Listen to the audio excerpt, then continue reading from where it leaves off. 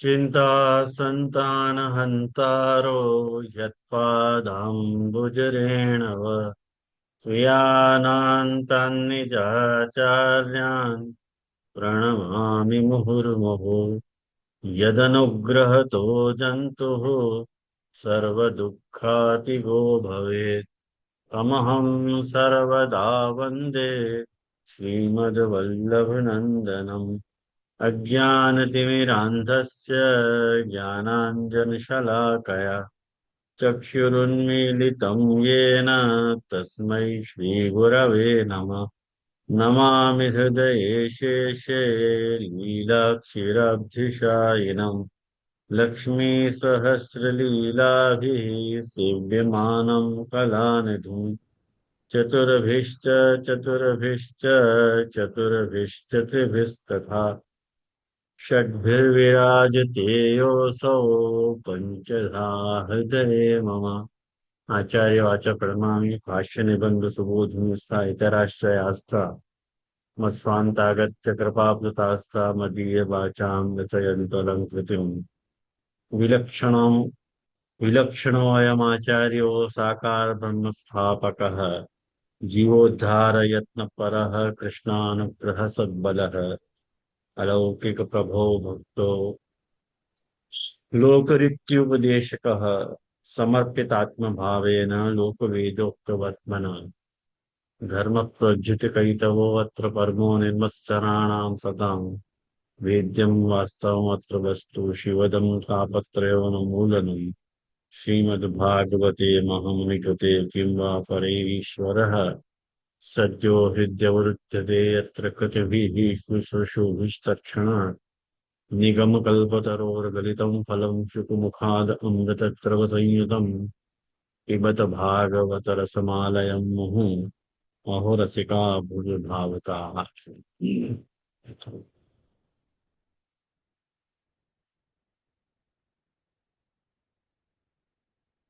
गोपी गीत परिचय देख रहे हैं यहाँ पर। और वह परिचय के अंतर्गत मैंने आप लोगों को गोपी गीत में आत्मरति को निरूपण है वो आपको मैंने तात्पर्य निर्णायक लिंग के माध्यम से आप लोगों को बताने को प्रयास किया कि तात्पर्य निर्णायक लिंग जो है उपक्रम उपसंहार अभ्यास अपूर्वता फलम अर्थवादोपपत्तिश्च लिंगे तात्पर्य निर्णय। या में इन छह छह लिंगन के द्वारा ये सिद्ध करने को प्रयास किए गए कि हमें आत्मरति ही है और कोई बात नहीं है। और वह तात्पर्य लिंगन को समझने के प्रकार में अपन ने उपक्रम उपसंहार और अभ्यास ये दो लिंगन को विचार किए।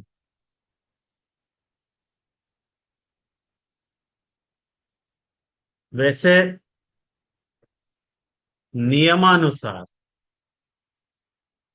आज अपन को अपूर्वता पे स्विच ओवर होना चाहिए, लेकिन मुझको जरा असंतोष है कि अभ्यास वालों जो अंग है वह के साथ बराबर न्याय नहीं भयो। आप लोगों को समझ में आए हो कि नहीं आए हो, थे जानो थारो राम जाने। पर जहां तक मेरी बात है मुझको जरा असंतोष है, तो मैं वह हिसाब से को थोड़ो सो सिंहावलोकन करके आगे बढ़ना चाहूंगा। आशा है आप लोगों को आपत्ति नहीं होगी हमें। कहीं स्थूणा खनन न्याय से यदि आप पुनः वाको देख लोगे तो कोई हानि नहीं है वहां में। खैर, अभ्यास के प्रकार में मैंने जैसे आपको अभ्यास के प्रकार में ये बात बताई थी कि भागवत को जो 26वां अध्याय है, मैवम विभो अर्हति भवान वगैरह वगैरह, आप भागवत को 26 अध्याय को 31वां 32वां श्लोक देखो। अभ्यास को अर्थ एक बार पुनः समझ लो कि तामस फल प्रकरण के जो 5 अध्याय हैं, उन 5 अध्यायन में वारा फिरती आत्मरति को निरूपण आते रहना, अभ्यास को मैंने अभ्यास को सूचक, मैंने एक ही बात यदि बार बार आ रही है तो रास पंचाध्यायीकार को या भागवत को ये पक्ष है कि हमें आत्मरति का निरूपण है ही ना, बात समझ में। या लिए पुनः पुनः भागवत अपने आप को हैमरिंग करके भी अपने आप को ये अपने दिमाग में ये बात डलवाना चाह रही है कि भाई मैं सिर्फ और सिर्फ आत्मरति को निरूपण करना चाह रही हूँ। और ये बात अपन को सिद्ध करनी है कि रास पंचाध्याय में आत्मरति को निरूपण।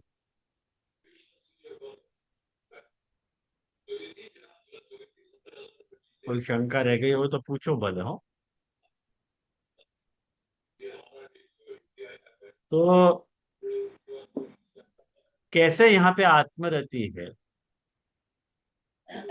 वाकई यदि अपन समझना चाह रहे हैं तो सबसे पहले प्रमाण मैंने आपको ये बताया। तो और एक बात और कहना चाहूंगा सबसे कि जा वक्त अपन गोपी गीत को पढ़ रहे हैं, बा वक्त अपना सारो ध्यान केंद्रित करके अपन विषय पे लगाओगे ना, तो ये विषय ध्यान में बैठेंगे। वरना अगर उलझे हुए चित्त से यदि आप श्रवण करोगे ना, तो ये पंक्ति कभी नहीं लगने वाली है। Pretty sure. यदि आपको ध्यान अन्यत्र यदि है या बखत, तो मैं दावे के साथ कह सकूं कि आपको ये पंक्ति नहीं लगेंगी, उल्टो बोरियत होएगा। यानी जा वक्त अपन भागवत को श्रवण या प्रकार से कर रहे हैं, तब अपनो चित्त की वृत्ति एक श्री महाप्रभु जी की वाणी में अपन को केंद्रित करनी चाहिए, कम से कम 1 घंटा के लिए। तो विषय पे आऊं मैं, क्षमा करियो। रासलीला में आत्मरति को निरूपण बार बार आए होते हैं, या बात को अपने को सिद्ध करना है। और वो कैसे अपन सिद्ध कर रहे हैं, उसके लिए मैंने पिछली बार आपको बताया था, यानी उन उदाहरणों को दोबारा रिपीट नहीं करूंगा, खाली दिशा निर्देश कर तो जा रहे हूँ कि 10 26 और 31 32, मैंने 26वें अध्याय को मैं भाग और सुबोधि जी के अध्याय को नहीं बता रहा हूँ, भागवत जी के अध्याय इनको बता रहा हूँ, ताकि आप लोगों को कंफ्यूजन ना हो। जी जी। कहीं कि बहुत सारे लोग कंफ्यूजन हो कि भाई भागवत को 26वां अध्याय के, सुबोधि जी को 26वां अध्याय। मैं भागवत को अध्याय बता रहा हूँ, आप वहां में 3 और जोड़ लो।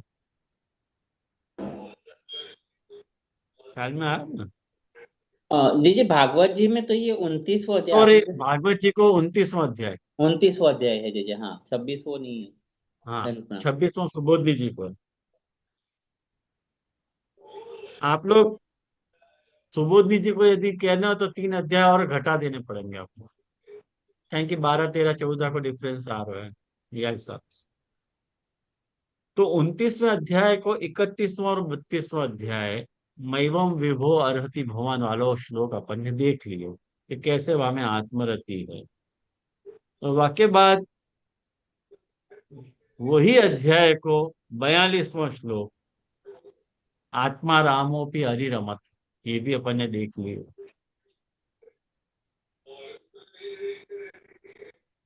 और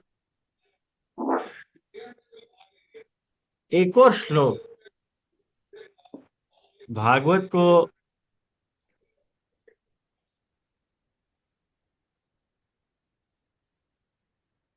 मैंने भागवत को 27वां अध्याय और 43वां श्लोक,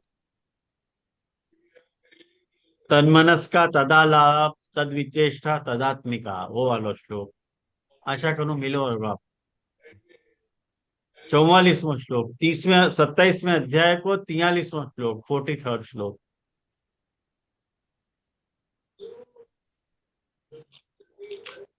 ये प्रपंच विस्मृति पूर्वक भगवदासक्ति निरोध या आत्मरति की अभ्यासोक्ति है।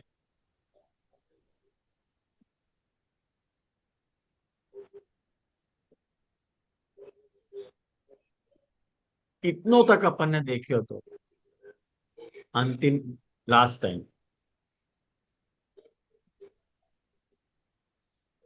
एक और उदाहरण मैं आपको आत्मरति को देना चाहूंगा।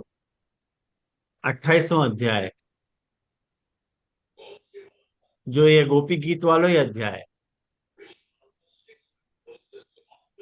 न खलु गोपिका नंदनो भवान अखिल देही नाम अंतरात्मद्रव, लिखन सारथी तो विश्वगुप्त सखु देवान सात्तांकुल।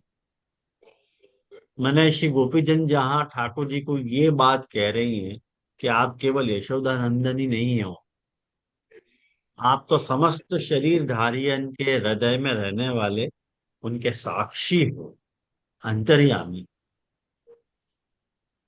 और ब्रह्मा जी की प्रार्थना सु विश्व की रक्षा के लिए अवतीर्ण भय हो। ये बात जो गोपीचंद कह रही है, साफ साफ पता चले है कि गोपियन को वह तरह की वैदिक दृष्टि इनमें विकसित थी। आई ना ध्यान में। और गए बखत मैंने आपको छांदोग्य उपनिषद के वचनन सु परिचित कराया हो, तो स एव अधस्तात् स एव उपरिष्टात्, वो वालो कि वही ऊपर है, वही नीचे है, वही पीछे है, वही आगे है, वही दाईं ओर है, वही बाईं ओर है। और वाक्य बाद मैंने आपको वहां में देखो तीन बात, वह बात को आज मैं पुनः आपके साथ रिपीट करना चाह रहा हूँ। यह बात को करके मैंने इतनी सारी बात आपको बताई। ये जो छांदों की उपनिषद को जो वचन है, वहां पे ब्रह्म और जीव के साथ जो, ब्रह्म और जीव को जो तादात्म्य है, बाकी तीन अवस्था बताई, तदादेश, अहंकारादेश और आत्मादेश। ये तो आप लोगों को खबर ही है ये बात कि सबसे पहले जा जीव को ब्रह्म साक्षात्कार होवे, वह जीव को सबसे पहले ब्रह्म की तदादेश के तदादेशात्मक अनुभूति होवे कि वो ऊपर है, वो ऊपर है, वो नीचे है, वो दाएं हैं, वो बाएं हैं, या तरह की अनुभूति हुआ है। जाकू वैदिक भाषा में, औपनिषदिक भाषा में वकु तदादेश का हो जाए। और वाक्य बाद अहंकारादेश हुए है। अहंकारादेश हुआ मतलब मैं ही नीचे हूं, मैं ही ऊपर हूं, मैं ही पीछे हूं, मैं ही आगे हूं, मैं ही दाईं ओर हूं, मैं ही बाईं ओर हूं, और मैं ही ये सब हूं। अहमेवेद गुम सर्वम मिति, ऐसे छांदोग्य में ये बात क्या है। और जाकू औपनिषद भाषा में अहंकारादेश का हो जाए। ये निंदात्मक अहंकारादेश नहीं है, स्तुत्यात्मक अहंकारादेश है, इतना याद रखिए। और वाक्य बाद जो तीसरी अवस्था जीव की ब्रह्मसु तादात्मक का को तीसरो जो स्टेज है, वो यह प्रकार की है, आत्मा देश वाली, कि जैसे आत्मा ही नीचे है, आत्मा ही ऊपर है, आत्मा ही पीछे है, आत्मा ही आगे है। मैंने या प्रकार सु जानने वालों देखो, छांदोग्य उपनिषद ब्रह्म के लिए जो शब्द वापर रहे हो है, वह शब्द प्रयोग पे ध्यान दो। वो ब्रह्म के लिए क्या शब्द वापर रहे हो है कि आत्मैव इदं गुम सर्वमिति सवा एष एवं पश्यन् न एवं मन्मान। मने आत्मरति, आत्मक्रीड, आत्ममिथुन, आत्मानंद, स्वस्वराड भवती, ये शब्द वापर रहे हो ब्रह्म के लिए हो छांदोग्य उपनिषद। क्या वापर रहे हो है कि वो या प्रकार सो जान, माने जो ये जान, जब जब जीव या प्रकार की अनुभूति करे है कि आत्मा ही बाईं ओर है, आत्मा ही दाईं ओर है, आत्मा ही ऊपर है और आत्मा ही नीचे है, जब या प्रकार की जीव अनुभूति करे है, तो वो जानने वालों व्यक्ति आत्मरति, आत्मक्रीड, आत्ममिथुन और आत्मानंद होवे है। ये छांदोग्य उपनिषद को वचन है। मैंने आत्मरति के लक्षण क्या हुए हैं, ये छांदोग्य उपनिषद में बताया। मैंने जहां और कुछ दिखलाई न पड़तो हो और कुछ सुनाई न देतो हो और कुछ समझ में न आतो हो, वाकु भूमा पर हो जाए। यही छांदोग्य उपनिषद के पैसे जिस बता रहा हूं, ये वहां के ही वचन है। ख्याल में आयो ना? तो ये भूमा के लक्षण हैं। तो ये जो उपनिषद के वचन हैं, जहां आत्मरति की बात आई है, आत्म क्रीड की बात आई है, आत्म मैथुन की बात आई है, वो ही बात भागवत में भी आई है। वो ही बात भागवत में आई है। कैसे आई है भाई? तो दशम स्कंद को 30वां अध्याय 19वां श्लोक निकालो, अभी आपको पता चल जाएगी।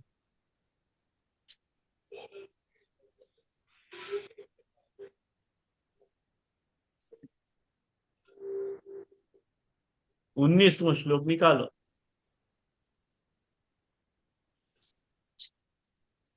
देखो वहां 19वें श्लोक में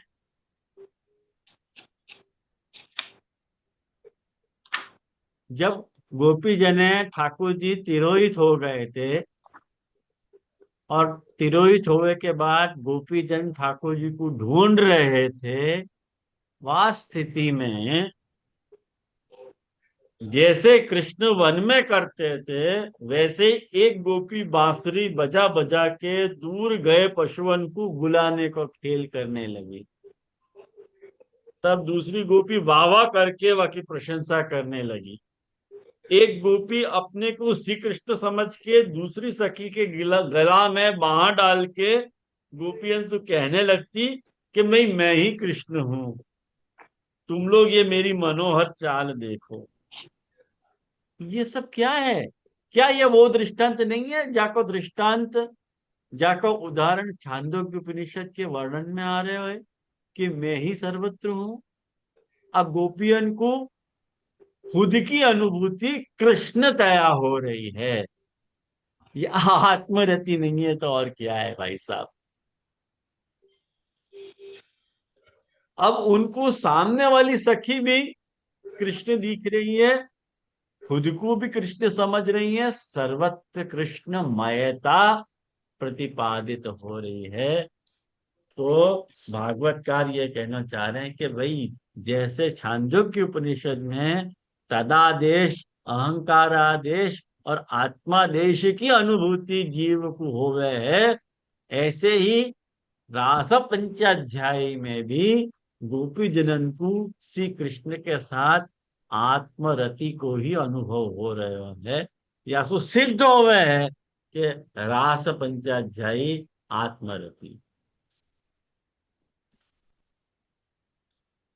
एम आई क्लियर? मैंने ये प्रतिपादित करी, ये बात आपको आई होगी समझ में। और यही अध्याय में यही अध्याय में, 30वें अध्याय में आप 43वां श्लोक देखो। 43वां श्लोक देखो, जहां कह रहे हैं कि हे परीक्षित, गोपियन को मन से कृष्णमय हो गए हो तो उनकी वाणी से तो कृष्ण चर्चा के अतिरिक्त और कोई बात ही नहीं निकल रही थी।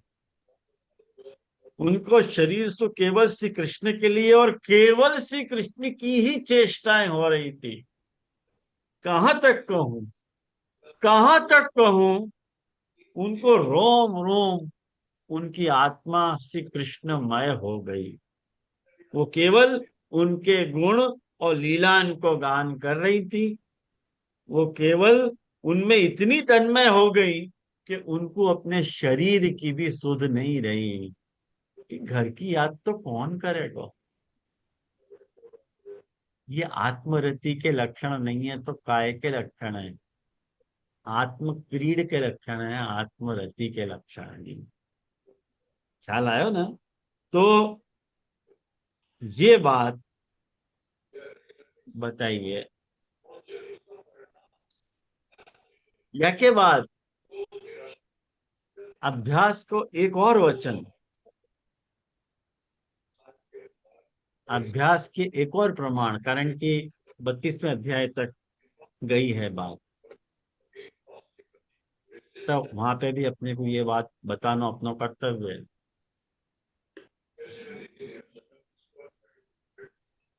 जैसे 32वें कोई अध्याय में को भी माइक ऑन है, माला लगातार बेन, आवाज आ रही है। माला बेन का माइक कौन है? माला बहन को हमेशा ऑन ही रहे, पता नहीं क्यों। क्या है? हाँ, धन्यवाद माला बहन। 32वें अध्याय में भी महाप्रभु जी ने भगवान के आत्माराम होवे के कल्प को निराकरण किया। और बाकी सुबोधनी जी में महाप्रभु जी ने एक बड़ी जबरदस्त बात करी है, जो आप लोगों को हर पुष्टि मार्ग की जाननी चाहिए। वो मैं आज आपको बता रहा हूं। जैसे अभी आपको यहाँ पर भेद पता चलेगा कि वास्तव में कौन से प्रकार की आत्मरति और आत्म क्रीड़ा को निरूपण रास पंचाध्यायी में है। महाप्रभु जी वहां एक बात कहे हैं कि जैसे सृष्टि निर्माण, सृष्टि को निर्माण करना पर ब्रह्म को अचिंत्य और असीम सामर्थ्य के अंतर्गत आवे, लेकिन हमें महात्म्य जैसी कोई बात नहीं है। क्यों? महाप्रभु जी कह रहे हैं कि जैसे राजा को सिंहासन पे बैठ जानो जैसी सहज बात, जैसे राजा आवे और सिंहासन पे बैठ जावे, बस इतनी बात है। लेकिन साधारण जन की दृष्टि में वाकू राजा को महात्मा समझो जाए। साधारण लोगन की दृष्टि में, प्रभु की दृष्टि से वो कोई महात्मा नहीं है, साधारण जन की दृष्टि से वो महात्मा है। यही तेरे सु भगवान को आत्माराम, आप्त काम, आत्मरति, आत्मक्रीड होनो जीव दृष्टिया महात्मा बन जाए है। वास्तव में तो जीव दृष्टि ये महात्मा बन जाए। वास्तव में तो ठाकुर जी को स्वरूप क्या है, ये तो अपन अपने महात्म्य ज्ञान से ही उटंकित करे हैं। बाकी प्रभु को स्वरूप अपने जानने जैसी कोई बात नहीं है। और एक और गजब की बात मैं आप लोगों को यहाँ बताना चाह रहा हूँ, जो कि हर एक को जानना जरूरी है। जैसे ठाकुर जी जब तिरोहित हो गए थे और वापस जब प्रकट भय, तो गोपियन को भी मिर्च तो लगी। अब जब ठाकुर जी प्रकट हो गए तो ठाकुर जी के मुखार बिंदु सु उनको दोष कबूल करवाने के लिए जानबूझ के गोपी जन ने ठाकुर जी को छेड़े। क्या छेड़ो? उनने प्रश्न किए कि कुछ लोग ऐसे हुए हैं कि प्रेम करने वाले से ही प्रेम करें, दूसरे कुछ लोग प्रेम नहीं करने वाले से भी प्रेम करें, तीसरे कोई प्रेम करने वाले से भी प्रेम नहीं करे, और नहीं प्रेम करने वाले से तो सवाल ही नहीं है। तो इन तीनों में तुमको कौन अच्छा लगे? मतलब ये पूछना चाह रही थी कि हम तो तुमको प्रेम कर रहे, तुम हमको प्रेम नहीं करते, छुप गए थे क्यों? ठाकुर जी है ना, वो कोई इनकी चाल में आवे, कोई आवे नहीं। ठाकुर जी ने उनको बहुत सुंदर जवाब दिया कि देखो एक बात बताओ, ये जो तुम पहला प्रश्न मुझसे पूछ रही हो कि कुछ लोग प्रेम करने वाले से ये प्रेम कर रहे हैं, वो तो स्वार्थी लोग हैं, या को अपन परस्पर भजन कह रहे हैं। स्वार्थी लोग हैं ये लोग, ऐसा तो मैं नहीं हूं। अच्छा, पहलो कैंसर। दूसरों, प्रेम नहीं करने वाले से भी मैं प्रेम करूं, प्रेम करने नहीं करने वाले से भी प्रेम करें। ऐसे तो करुणाशील लोग हों, दो प्रकार के लोग हो सके ऐसे, या तो करुणाशील सज्जन ऐसा करे, या तो माता पिता ऐसा करे, दो प्रकार के लोग हों। और कोई दोनों से ही तीसरा, कोई दोनों से ही प्रेम नहीं करे, प्रेम करने वाले से भी प्रेम नहीं कर रहे हैं और नहीं प्रेम करने वाले से भी प्रेम नहीं कर रहे। तो जो प्रेम करने वाले से नहीं कर रहे हैं प्रेम, ऐसे पाछे चार तरह के लोग हैं, ठाकुर जी कह रहे। ऐसे पाछे चार तरह के कौन से लोग हैं? तो कह रहे एक तो अपने स्वरूप में ही मस्त रहे। ध्यान दीजिए हो, बहुत जरूरी बात आप लोगों को मैं बताना चाह रहा हूँ, ये आपको बाद में क्लिक होगी ये बात। कुछ लोग अपने स्वरूप में ही मस्त हुए हैं, माने जिनको द्वैत जो है वो भाषे ही नहीं है, जिनको द्वैत भासमान ही नहीं हो रहा। दूसरे, जिनको द्वैत तो भास है, कृत्य कृत्य हो गए हैं, कुछ जरूरत नहीं है उनको, कृत्य कृत्य हो गए हैं, कोई अपेक्षा ही नहीं। तीसरे वो लोग हैं कि जो जाने ही नहीं कि हम तो प्रेम कौन कर रहे हैं, ऐसे लोगों। और चौथे वो लोग हैं जो जानबूझ के खुद को हित करने वाले से भी द्रोह कर रहे हैं, गुरु तुल्य लोग से। वहां ठाकुर जी वहां ये बात कह रहे हैं। तो यहाँ में दो बात स्तुति वाली है और दो बात निंदा की। तो पहली वाली बात जो है कि जो अपने स्वरूप में मस्त रहे हैं, वो आपको महापुरुष जी निरूपण करें आत्मा राम।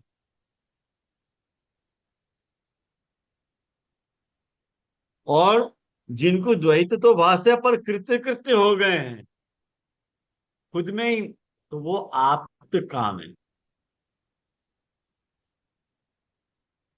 तो यहाँ ठाकुर जी ये बता रहे हैं कि न मैं आत्माराम भी नहीं हूं और मैं आप्त काम भी नहीं हूं। वो तो हो ही नहीं मैं, कृतज्ञ तो मैं हूं ही नहीं, और गुरुद्रोह करने वालों भी मैं नहीं हूं। तो जो छह वैरायटी बताए उनमें से एक भी नहीं हूं। मैं हूं कौन और कर क्या रहे हो?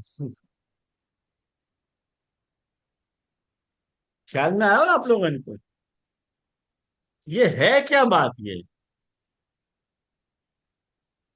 तो मामे महाप्रभु जी बहुत उल्लेखनीय खुलासा करें जो मैं आप लोगों को बताना चाह रहा हूँ। महाप्रभु जी की सुबोधि जी को पैसेज पूरा मैं आप लोगों को बताना चाह रहा हूँ कि महाप्रभु जी ने या श्लोक की सुबोधि जी में जस्ट वंडर किया है, कमाल किया हुआ है। और वो ये बता रहे हैं महाप्रभु जी कि ठाकुर जी कह रहे हैं कि मैं तो भगवान हूं, मैं भगवान हूं, जीव नहीं हूं। अतएव न तो मैं आत्मा राम हो सकूं और न आत्म काम आप्त काम हो सकूं। जीव आत्मा राम या आप्त काम हो सके है, मैं तो भगवान हूं। ये जीव के लिए आत्मा राम और आत्म काम जैसे शब्द वापरे जाएं, मेरे लिए नहीं, मैं तो भगवान हूं। वस्तुतः तो मैं केवल राम हूं। राम मतलब वो रामचंद्र जी वाला राम मत समझ लीजिए हो, राम हूं। आत्मा राम भी हो नहीं सकूं, क्योंकि मेरे लिए आत्म भिन्न कोई कछु है तो मैं आत्मा राम होऊंगा ना। आत्म भिन्न मेरे लिए कुछ है ही नहीं। मैंने वाक्य साथ में रमण न करतो हूं तो मुझको आत्मा राम कहने को कोई औचित्य हो सके। आया ना। यदि एक बात समझो कि मेरे अलावा कोई और हो और वाक्य साथ में रमण नहीं करूं और अपने आप ही रमण कर रहा हूं तो मुझको आत्म रमण कह लो। लेकिन मेरे अलावा कोई है ही नहीं तो मैं आत्मराम कैसे हो सकूं। महाप्रभु जी कितनी गजब की बात बता रही है। या बात पे अपनी कभी नजर नहीं जा रही है।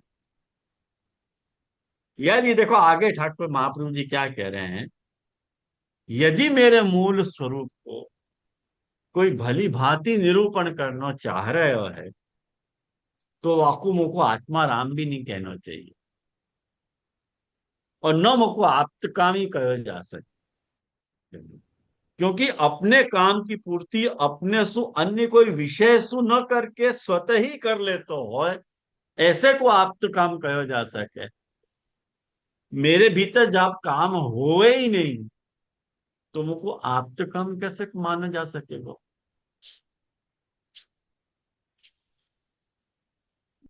ऐसे सारे शब्द प्रयोग जीवात्मा के बारे में प्रयुक्त होए पे सार्थक हो सके हैं, मेरे बारे में प्रयोग किए जाने पे नहीं। ये तो महाप्रभु जी की बात है। आपके दिमाग में मैंने ये बात डाली, अब मैं क्या कहना चाह रहा हूं वो आप सुनो संक्षेप में, अपन यूं समझ सके कि जो अखंड सच्चिदानंदिक रस है, अखंड सच्चिदानंदिक रस है, और ब्रह्म को जो स्वाभाविक अद्वैत है। देखो दो प्रकार के अद्वैत हैं, ये बात ध्यान में रखो। दो प्रकार के अद्वैत है, एक स्वाभाविक अद्वैत है और एक जो है ऐच्छिक द्वैत है।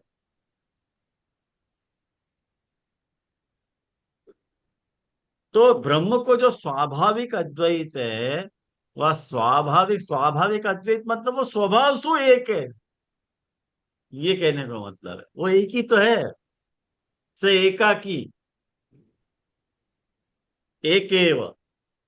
अपने बहुत सारे श्रुति के वचन अपन बार बार यहाँ को कोट कर रहे हैं। स्वादृष्टि सु देखवे पे तो वो केवल राम ही होवे है, आत्मा राम नहीं होवे। और वही ब्रह्म जब सृष्टि को उपादान सृष्टि करता या सृष्टि नियंता बने तब वो जो है सर्वांतर्यामी बन जाए। जैसे बृहदारण्यक उपनिषद में एक बहुत सुंदर वचन आवे कि यह आत्मनिष्ठम आंतरम अंतरो यमति स आत्मा राम।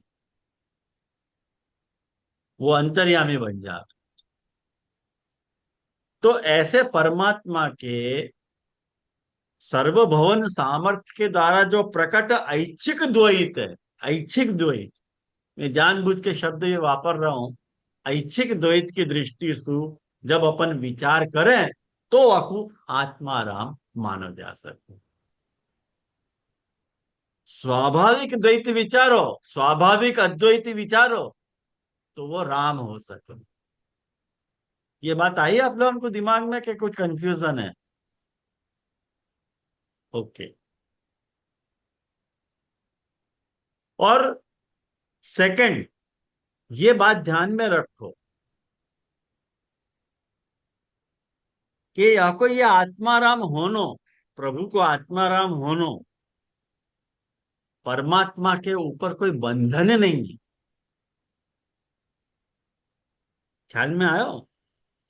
कारण कि श्रुति या बात को कहे कि अजायमानो बहुधा विजायते, कि वो अजायमान है, वो पैदा नहीं हुए, लेकिन बहुत तरह से पैदा हुआ। कैसे पैदा हुए? ऐच्छिक द्वैत के कारण। ख्याल आयो? तो या लिए देखो, ब्रह्म के ब्रह्म के मने वाको जो बहुधा विजायमान होवे है, वो बहुत सारे कारणों से बहुधा विजायमान होवे है। साधु जन के परित्राण के लिए, दुष्ट जनन के दमन के लिए, और धर्म संस्थापन के लिए वो विजायमान होएगो वो अखंड सच्चिदानंदिक रस होएगो अखंड, पर वो बहुधा विजायमान हुए है। या लिए यदि वो धर्म संस्थापनार्थ, दुष्ट दमनार्थ, साधु जन परित्राणार्थ यदि निज पुष्टि शक्ति के द्वारा प्रकट भी हो जाए, तो वो लीला राम भी बन सके। एक शब्द कॉइन कर रहे हैं, पर लीला राम बन सके, आत्मा राम नहीं, लीला राम। आई ना ध्यान में? यही तरह से आप लोग यह बात को सोचो, बहुत ही विलक्षण बात है वैष्णव ये, कि वो पुष्टि प्रभु भगवान साधन निरपेक्ष होके भी, साधन सु निरपेक्ष होके भी जब कभी अपनी पूर्णता के साथ, अपनी पूर्णता के साथ अपने स्वरूपानंद की पूर्णतया रसानुभूति वो करवानी है, तब वो कृष्णतया प्रकट हो जाए है, तो वो गोपिका राम भी तो बन सके। जैसे वो लीला राम बनो है, ऐसे वो गोपिका राम भी बन सके है। क्यों नहीं बन सके है भाई? जैसे आत्मा राम बनने पे रामत्व जो है वो छूट नहीं जाए है प्रभु को, ऐसे ही लीला विहार में गोपिकान के साथ रमण करवे में वाको जो है, एक बात समझो, आत्मा राम होनो निवृत्त नहीं हो जाए। जब वो लीला राम बने हैं तो वाको आत्मा राम होनो निवृत्त नहीं हो गए है। याली एक बात समझो, गोपीकांत के साथ रमण की लीला में ये सब महाप्रभु जी के पैसेज हैं।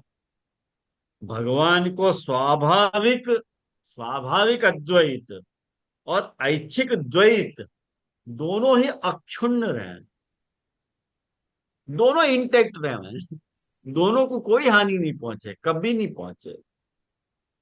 जब याद दृष्टि को तुम समझ जाओगे ना, तो शुद्धा द्वैत को समझ गए जो महाप्रभु जी कहना चाह रहे। और रास पंचाध्याय को सही सार तुम समझ में आ जाएगा कि आत्मरति वास्तव में है क्या। खूब तो सुंदर जी ऐसे जी, हैं। खूब सुंदर। हाँ। बहुत अच्छा जी जी, एक बार पल्ले पड़ू अघरू छो। हाँ, या को आप लोग आवर्तन करके सुनोगे ना, तो आएगी समझ में। हाँ बोल मितुल।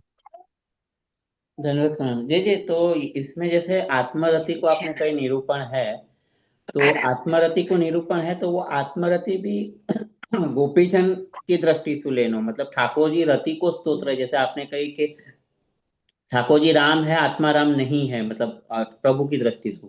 तो वैसे ही यहाँ पर आत्मरति है तो प्रभु रति को स्तोत्र है, पर प्रभु आत्मरति जो है वो गोपिका की दृष्टि से है, और वाको निरूपण यहाँ पर किया, वैसे ही लेना। हम्म। बरोबर ना? तो हाँ, आत्मरति को निरूपण गोपिका से। आत्मरति के दोनों चलो पक्ष चलो मान चलो लेना। चलो चलो हाँ, चलो चलो। एक मिनट, क्योंकि संध्या बेन जरा प्लीज। हाँ। संध्या संध्या बेन, बेन। आपको, आप ऑफ करो, म्यूट करो। हाँ जी जी, सॉरी। ये कांति देवी को भी म्यूट है, बीना बेन को भी अनम्यूट है। हाँ जी जी, कुछ आप कह रहे थे प्रभु, सॉरी। हाँ बोल। हाँ, आप कुछ कह रहे थे ना, आत्माराम अब दो मैं यूं दो। कह रहा तो हम्म, कि दोनों ही दृष्टि, ठाकुर जी आत्माराम हैं भी और नहीं भी। नहीं भी है, लीला करे तभी आत्माराम है, परंतु स्वाभाविक ही वो राम स्वरूप है, वैसे जैसे लीला करें, देख तब एक बात आत्मा। समझ, यदि प्रभु के दो दो पक्ष हैं, एक स्वाभाविक द्वैत है, और माने स्वाभाविक अद्वैत है, और ऐच्छिक ऐच्छिक द्वैत द्वैत है। है। स्वाभाविक यदि अद्वैत मान रहे हैं तो ठाकुर जी आत्माराम नहीं है, हम्म। ठाकुर जी राम है, कह रहे हैं। क्यों राम है? कहेंगे उनके अलावा और कौन है जिनको छोड़ के खाली अपनी आत्मा में रमण कर रहे हैं। महाप्रभु जी ये बात पूछ रहे हैं अपन से, यानी वो हम्म। आत्मा राम नहीं है, राम है। लेकिन यदि उनको ऐच्छिक द्वैत होना तुम स्वीकार रहे हो, तब वो अंतर्यामी भी बने हैं, आत्माराम भी बने हैं, आप्त काम भी बने हैं, सब कुछ बने हैं। जैसे, और ये बात कैसे समझ में आएगी कि प्रभु की दृष्टि से यदि तुम सोचोगे तो कोई महात्मा थोड़ी है। प्रभु की दृष्टि में वो कोई महात्मा नहीं, लेकिन जीव दृष्टि से वो महात्मा बन जाएगा। वाह, क्या प्रभु आत्मा राम, प्रभु आत्मा राम है, प्रभु आप्त काम है। जैसे राजा को सिंहासन पे बैठ जाना जितनी मामूली बात है, वैसे प्रभु को सृष्टि निर्माण करना, और सृष्टि निर्माण करने के बाद जो है वो आत्मा रामत्व को स्वीकार करना, या राम माने वो लीला रामत्व स्वीकार करना, या गोपिका राम स्वीकार करना, वो उतनी ही साधारण बात। यासु उनको आत्मा रामत्व खंडित नहीं हो खंडित जाएगा। नहीं होवे, मतलब एक साथ दोनों लीला प्रभु कर सके, वैसे। एक साथ दोनों, वही बात कहना चाह रहे हैं महाप्रभु जी, कि प्रभु के स्वरूप को यदि तुम उट्टंकित करना चाह रहे हो, तो प्रभु के स्वरूप को उट्टंकन या तरह से हो सके कि दोनों बात एक साथ स्वीकार हो। ये कोई तुम जीव की बात नहीं समझना चाह रहे हो, तुम प्रभु का स्वरूप समझना चाह रहे हो। तो प्रभु को स्वरूप में कोई लिमिटेड माने कोई परिधि कैसे आ सके, सीमितता कैसे आ सके? हम्म। प्रभु का स्वरूप तो असीमित है। तो उनको दोनों वासु अक्षुण्ण रखना पड़ेगा, स्वतंत्र रखना पड़ेगा, खुल्लो रखना पड़ेगा, तब जाके तो सारी लीला हो सकेगी। बराबर है। तो आया ना जैसे, ध्यान? तो जैसे ये चीर हरण लीला करी, या जैसे गोपीजन के साथ अंतर्ध्यान हो गए प्रभु, तो वो टाइम पे प्रभु दोनों लीला पैरेलली चला रहे हैं, ऐसे समझना ना, कि जब भी लीला करना हो तो तब प्रकट हो गए, और नहीं करना होता तो फिर अपना स्वरूप दिखा दियो कि भाई मैं कोई के बंधन में नहीं हूँ और मैं ब्रह्म हूँ। एग्जैक्टली एग्जैक्टली मित्र। एग्जैक्टली वैसे ही लेनो ना जी। हाँ, बहुत सुंदर। अब देख ये एंगल तो सोचे तो सारी बात कितनी क्लियर हो जाए। और ये बात अपने महापुरुष जी के सिवा कौन ने बताई अपन को? बराबर है। ये आज तक एक आचार्य ऐसा नहीं भयो कि जाने अपन को ये बात समझाई हो, और दिमाग के सारे जालाएं साफ हो जाए। ऐसा महाप्रभु जी को बात है ये। बराबर है जी। यानी मैंने सोचो कि या कोई एक बार पुनः लेके या को खुलासा करके आप लोगों को समझाऊं। ने बहुत सुंदर समझाया जी आपने, समझ में आ गए। धन्यवाद। धन्यवाद। हाँ। बहुत सुंदर, बहुत। हाँ, तो ये अपन ने देखियो, तो ये बात अपन ने देखी, बाकी बात देखो, आ, यहाँ पे जाकर के जो है वो अपन को ये अभ्यास वाला जो पक्ष है वो पूरा हो जाए है।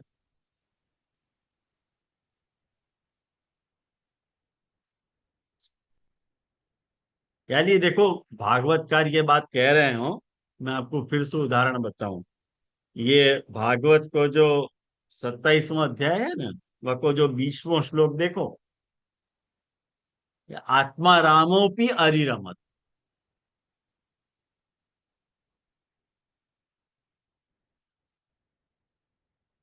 आया समझ में आप? मिलो श्लोक।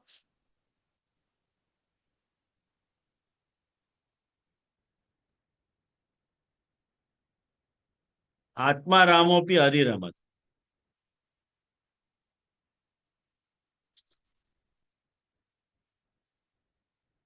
तो ये बात यहाँ में बताइए।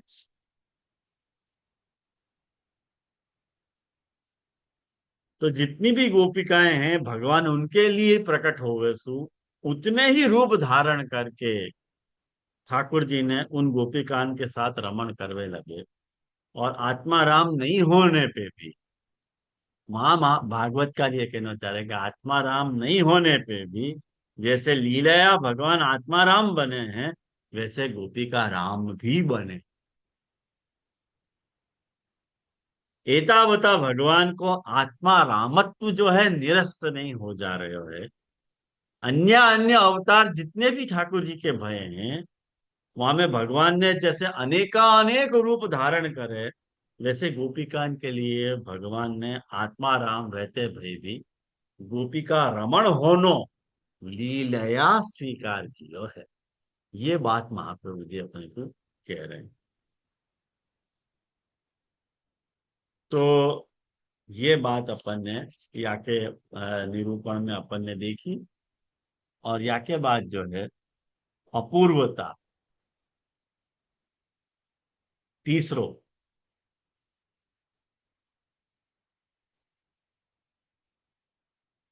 अब तीसरे में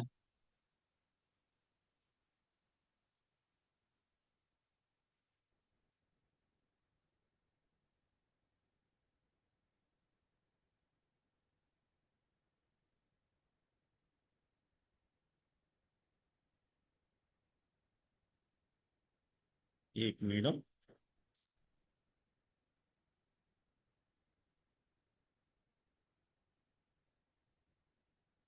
हाँ,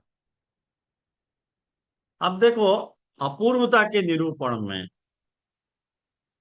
अपूर्वता के आधार पे यदि या प्रकरण की मीमांसा यदि अपने को करनी है, तो थोड़ो सिंहावलोकन करना पड़ेगा।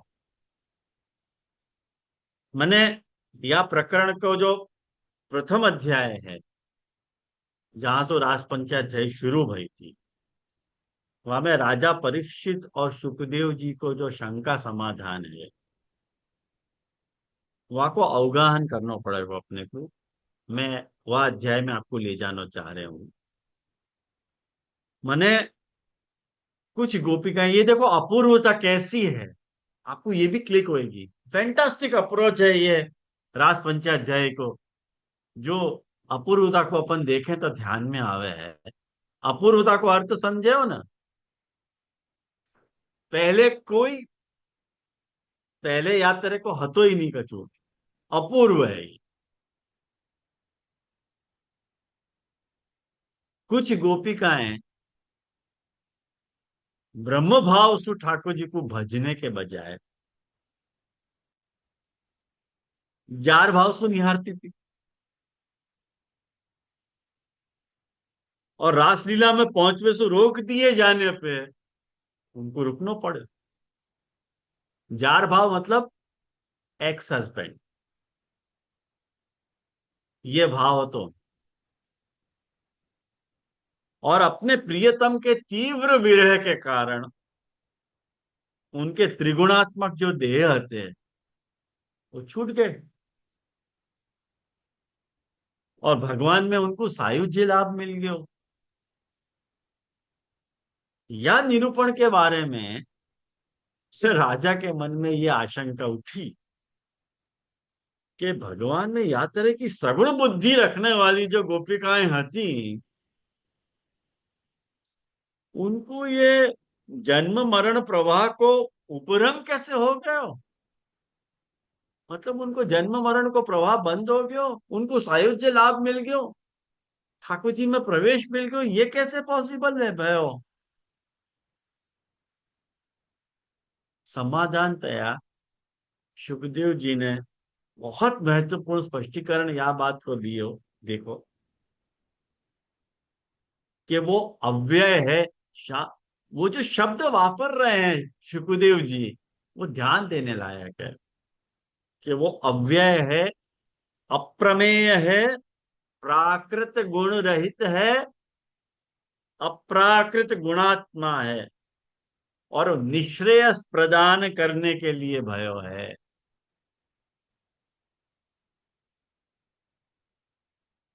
सो स्त्रियन को कामवश, स्त्रियन को कामवश, शत्रुअन को क्रोधवश, दुष्टन को भयवश, संबंधियन को स्नेहवश, ज्ञानियन को ऐक्य बुद्धिवश, शत्रुअन को क्रोधवश, भक्तन को सौहृदवश, कुल मिला के जाको चित्त भगवान श्री हरि में जा किसी भी भाव के कारण एक तान बन गयो, वाके भगवदात्मक हो जाने के कारण वाको मुक्ति मिल गई। ये बात सुखदेव जी ने नित्यम हरि विदधतो यान्ति तन्मयताम ही ते, ये सुखदेव जी कह रहे हैं। कामम क्रोधम भयम स्नेहम ऐक्यम सौहृदम एवं नित्यम हरिम वेदधतो सो यान्ति तन्मयताम ही ते, ये श्लोक है वो। जय शिशुपाल का भी एग्जाम्पल इसमें आ सकता है ना? सब आ जाएगा, एक भी उदाहरण छूटेंगे नहीं। कोई एक पर्टिकुलर उदाहरण को गिनाने की जरूरत ही नहीं है, सबके सब उदाहरण आ जाएंगे। हाँ बोल गूगल। हाँ जी जी, दंडवत प्रणाम। जी हाँ इनको ही ना अंतर्ग्रहता गोपी कहते हैं, जो हाँ, रास में अंतर्ग्रह करते, हाँ उनकी बात चल अंतर्ग्रह। रही है। और हाँ जो उनकी बात। पहुंच पाई रास में उनको क्या बोले जय जी? वो तो दो आती, श्रुति रूपा और अग्नि कुमारी का।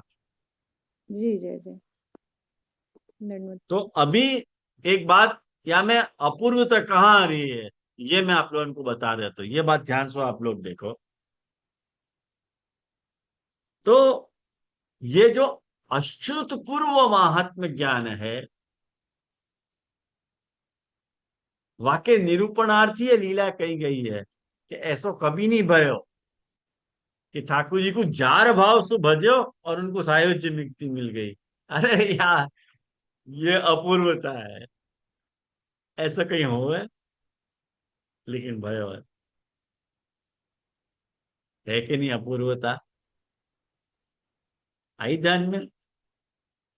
लोक में सोच सोच के मर जाएंगे कि ऐसा कभी हो सके क्या। लेकिन ये रास पंचाध्यायी में क्या तरह से अपूर्वता को निरूपण किया है कि ये साध्योपाय जो है, मोक्ष, मोक्ष के प्रदान करने को जो वेदादि में मतलब पूर्व सिद्ध रीति के बजाय पूर्व सिद्ध रीति है कि मोक्ष के द्वारा जो है उनको साहित्य लाभ मिले, नहीं, अपूर्व रीति सु साध्योपाय नहीं, सिद्धोपाय।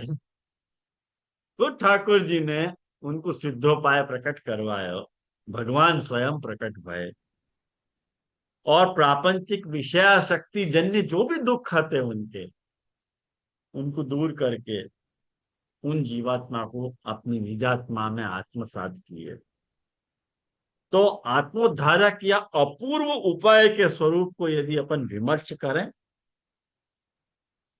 तो आत्मरीति को ही नाम रूप कर्मात्मक विलक्षण लीलात्मक व्याकरण अपने को समझ में आवे कि हाँ भैया आत्मरति है, और तो कुछ भी नहीं। तो मुझको लगे कि आज अपन यहाँ रखें। अपन ने तात्पर्य निर्णायक लिंग के अंतर्गत तीन चीज देखी: उपक्रम, उपसंहार, अभ्यास और अपूर्वता। अपूर्वता। अपूर्व, अपूर्वता।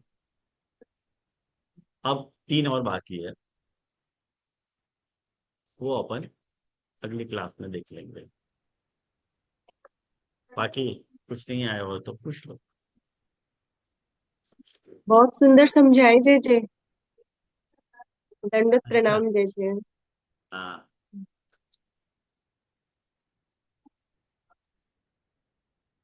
ये ऐसी सब बातें हैं कि जिनको देखो निरूपण पुनः पुनः नहीं होएगा। यानी ये अपने अपने मार्ग की मूल सब बातें हैं, वेदांत पक्ष की मूल बातें हैं, जिनको भाष्य बार बार नहीं हो, जैसे सब प्रकाश बार बार नहीं हो है। यानी इन सब बातों को आप हृदयंगम कर लो, पुनः ठीक पढ़ के सुन के, ताकि नोट्स बना के अपने दिमाग में या को प्रिपेयर कर लो, तो आप महाप्रभु जी को जो पक्ष है आपको अच्छी तरह से समझ पाओगे कि महाप्रभु जी कहना क्या चाह रहे हैं। आयो ना ध्यान में? नहीं तो आपको समझ में नहीं आएगी कि महाप्रभु जी कभी ये बात कर रहे हैं, कभी वो बात कर रहे हैं। महाप्रभु जी के पक्ष को यदि आपने को आकलन करना है तो आपको ये बात समझनी पड़ेगी। तो आज यहाँ रखेंगे। अगर कोई प्रश्न नहीं है तो फिर अपन आश्रय को पद करें फिर।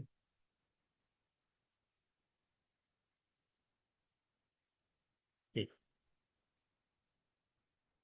दृढ़ चरणन के रो भरोसो,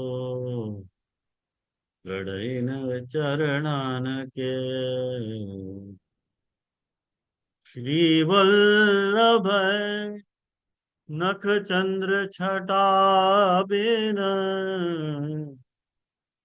सब जग माज अंधेरो भरोसो, जिन चरणन के साधन और नहीं आकली में, जासो होय निवेरो, सूर कहा कहे द्विविध आदरि, बिना मोल को चेरो भरोसो, लड़ीन चरणन के।